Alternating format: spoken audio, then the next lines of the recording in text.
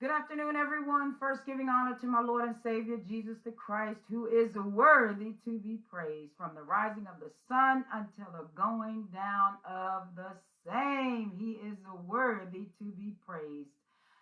Coming to you from Restore from the Inside Out Ministries. Coming to you for a fact on Friday. A fact on Friday. I am hearing that we are wavering in our faith. There is some unbelief, and God is saying our prayer life is still not intact. Because if it was, our faith would be growing, and that unbelief will be less than what it is when we started out over 2 months ago with COVID season. So he's taking me to Mark chapter 9, verses 14 through 29. And Jesus is coming off the mountaintop with his disciples. And he's seeing the disciples and teachers of the law and all this calamity and arguing going on as he's coming off the mountaintop with those disciples. And then Jesus is saying to them, what is going on? And in verse 16 of Mark 9, he says, what are you arguing about? And a man in the crowd, he said, teacher, this is what the father is saying about this boy that he wants Jesus to heal. I brought my son to you to heal, and you were not here. So I brought them to your disciples, and they could not do it. So Jesus says in verse 19 of Mark 9, he says, you unbelieving generation, Jesus replied, how long shall I stay with you? How long shall I put up with you? Bring the boy to me. Hey, we've been out for 2.5 months, some of us, and I apologize for some of those that have not been out because I've continued to say we've been out. But there are some of you who are working and have continued to work throughout this season. You've been going to wherever you were prior to the coronavirus. So you've not had the break some of us have had, but God is still speaking to you, because when I was working full time, and I still had to do the work of the Lord. He still ministers to us. So God is saying, even for us who are working and still doing and going about our daily tasks, because we are essential, we still must take time to hear from this God to get direction. So he says to these disciples who have walked with him, who've seen him perform miracles, who've seen him make the blind see, he's saying to them, how long do I have to be with you, unbelieving generation? Why? Because later on, Jesus is going to tell them, he's predicting his crucifixion, his death. He's predicting that. And so isn't that like us? We walk this walk, we talk this walk, we go to Bible study, we go to Sunday school, we go to prayer service, we go to church on Sundays, and we still don't believe. So those that we're talking to about this God, unbelievers, and those who are wavering in faith, they're looking at us like, if you're wavering, how would I believe? If you're doing the same thing I'm doing, why would I even believe on this God? So we have to check ourselves. Those of us that are running for the Lord, leaders that are saying that we're led by God, that we're preaching this gospel, we're living this gospel, and we're living a raggedy lifestyle and we're not believing on this God, they're saying, how do we believe if you're not going in the way of this Lord? If you can't pray for me, if you can't go to God on my behalf, how will I believe on this God? So we need to get our unbelief in check. Not only that, our faith. Isaiah 26:3 tells us, if we will keep our minds stayed on him, he will keep us in perfect peace. Why? He says, because you trust me. How can you trust this God? Psalms 91 says it. He says, look, he who dwells in the secret place of the Most High shall abide under the shadow of the Almighty. So he's asking them, how long are you going to unbelieve? So go on further in the story. This guy says to Jesus, he said, listen, it is not that I don't believe you're Jesus. It is not that I believe you didn't heal the sick and brought sight to the blind and gave food to the poor. He said, it's not that. He said, but you know what? I do have some unbelief. He said, it's my unbelief, Jesus. Check that. So this is what Jesus says to him further down into the story. And this, I'm going to drop down to, let's see, along with verses 23 through 26, Jesus tells this deaf and dumb spirit to come out of the boy. And the spirit was so violent, he threw the boy to the ground. And they thought this kid was dead. But Jesus said, no, he's not dead. So Jesus picks the young man up, and they're all in awe by what is going on. See, that's their unbelief. I've walked with this Jesus. I've talked with this Jesus. I got to somewhere in my going and walking and with the Holy Spirit residing in me, somewhere I got to start to believe. Ephesians 3:20, I've said to you, he says, I can do exceedingly, abundantly, above all you can ask or think.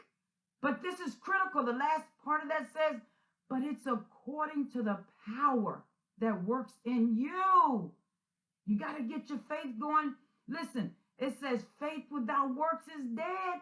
Hebrews 11:1 tells us, now faith is the substance of things hoped for, evidence of things not seen. Listen, ladies, don't we carry that baby? For some of us who carry children, we carry it for 9 months or how many ever months we carry it. We're praying that, some of us are praying that the toes, 10 toes are there, 10 fingers are there.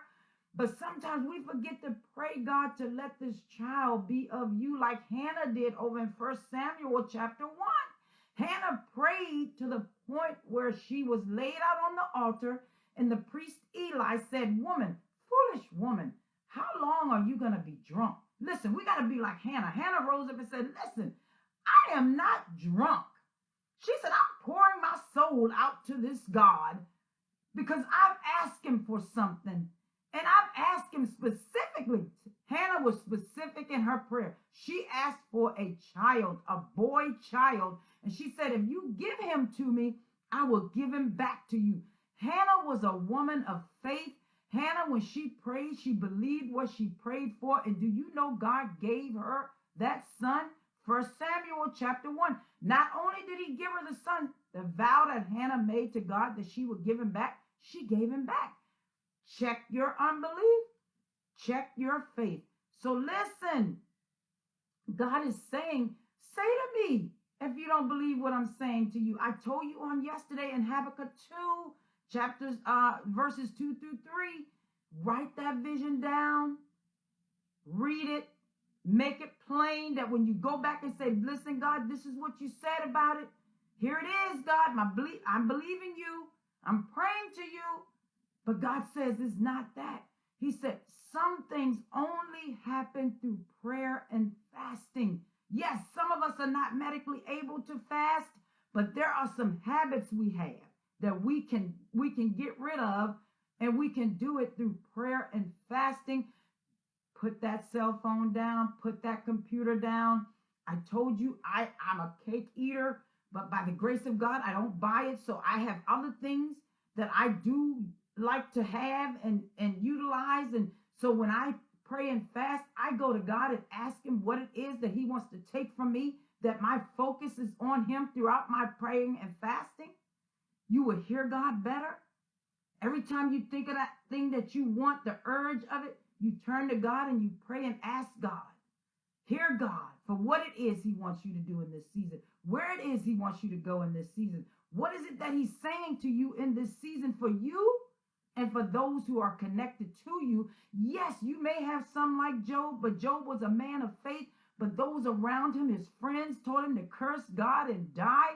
And Job again said, listen, this God gives and this God takes away. See, people, the enemy will come in and try to deal with your faith, that it might waver, that you get back in the race of the world. He says we're in the world, but we're not of this world. So in this story, read Mark 9, verses 14 through 29. Jesus is dealing with a young man.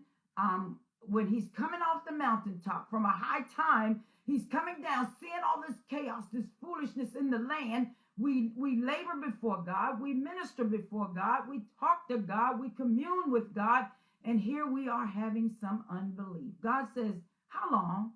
How long do I have to be with you? How long do I have to hold your hand and tell you, trust me, believe me? Listen, don't you jump out in a lake of water, a pool of water, just believing and knowing that you're going to swim across it? Listen, don't you go with automatic starters to your vehicle and you mash that button just knowing that that car is going to start? Jesus said, that's how I want you to be about me. Wake up in the morning just knowing that I'm going to order your steps, just knowing what you've asked for that I will give. He said, listen, if you would ask, it shall be given. If you seek, you shall find it. If you knock, that door will be open unto you. But it's that unbelief I got to get in check. Faith without works is dead. Listen, this is what he's saying. He said, faith is the key that unlocks the door. But the enemy would have you faithless. He said, in all you get understanding. He said, my people perish for a lack of knowledge. Anthony Brown, he said, listen, every time I turn around, there's blessings on blessings. But if you don't believe them, you won't be able to grab it. And listen, I talk about this all the time. Pastor Comfort, he said, without a test, there will be no testimony. You will have opposition in this thing. You will have some things that come at you. But God says, I came that you might have life and have it more abundantly. There's a song out there that Yolanda Adams sings. It says, I'm gonna be ready.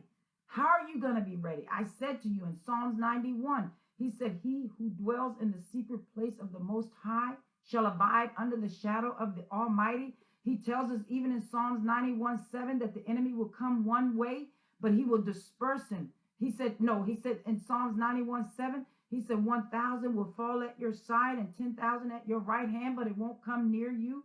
Deuteronomy 28:7 says, listen, he said that enemy will come one way, but I'll disperse him 7 different ways. And not only that, he said, I'll let you see that I deal with that enemy. I smitten that enemy. I'll kill it right in your face.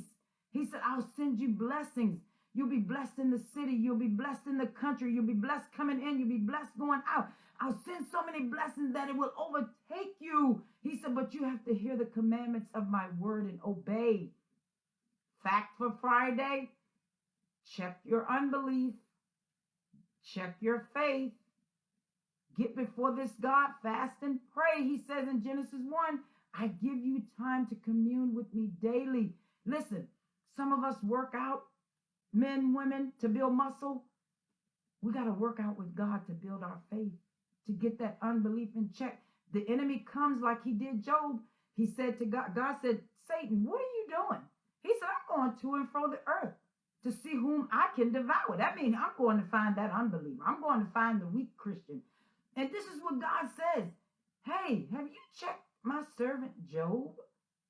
This is what Satan said about Job. This is what I want Satan to say about me. You know you have that hedge around Job. You know you have that hedge around Melissa. Why? Because we spend time with this God. Listen, 1 Peter chapter 5, it says, listen, the enemy goes about like a roaring lion, seeing whom he may devour. Don't let him devour you. Get your unbelief in check. Don't waver. Again, God says it's your prayer life. You got to get it in check. You go in there lukewarm, but you come out getting plugged back into the world. Yes, it's hard, to kind of separate from those that are not of you and of God, because you're wanting to be like everyone else, but you're not like everyone else. God has called you out. Get that unbelief in check. Get your faith in check. And again, I know some of you can't medically fast, so there are other ways. There's your cell phone. There's things that you like to do that won't hinder your health. Pray to God and ask him, how do you do it? What do you do to hear him? You know what? Pray for discernment. Ask for wisdom. He said, I give it freely in every area of your life. Listen, we're going back.